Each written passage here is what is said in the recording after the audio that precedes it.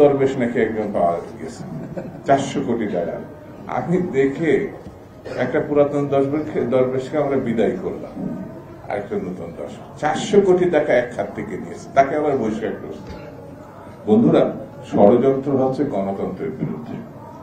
হাসিনা করেছে 15-17-16 বছর ধরে, কোনোভাবেই সে নির্বাচন মানতে চায় না।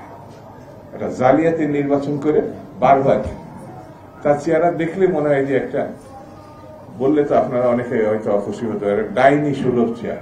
এত বড় খুনি, এত বড় গণহত্যাকারী, এত বড় ধ্বংসকারী, এত বড় নির্যাতনকারী, লুটেরা আর এই বাংলাদেশের দ্বিতীয়টা জন্মিয়েছে আমার জানা নাই। তাকে বিদায় করছে কেন?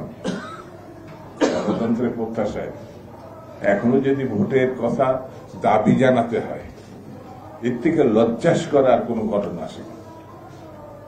আমার কাছে মনে হয়, আমি বেশি বক্তৃতা আজকে করবো না, শুধু এতটুকু বলি, এই আন্দোলনে যারা কখনোই ছিল না তারা এখন সরকার পরিচালনা করছে। আমি তাদেরকে ছোট করছি না। একটা মামলা তাদের গণতন্ত্র চাওয়ার কারণে, রাস্তায় মিছিল করার কারণে, শুধু ডক্টর ইউনূস বা তার উপদেষ্টাদের কথা বলছি না, যারা সরকার পরিচালনা করছে তাদের কারণে ছিল না। তার জন্য আপনাদেরকে আমি সমালোচনা করছি না।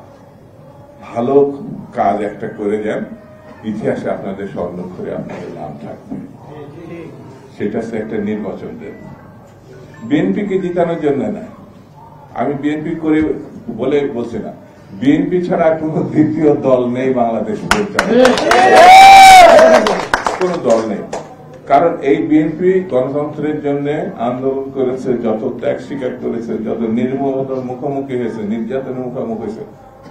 আমি অন্যদেরকে ছোট করছি না। মানুষ বিএনপিকে পছন্দ করে, মানুষ বেগম জিয়াকে পছন্দ করে, মানুষ তারেক সাহেবকে পছন্দ করে।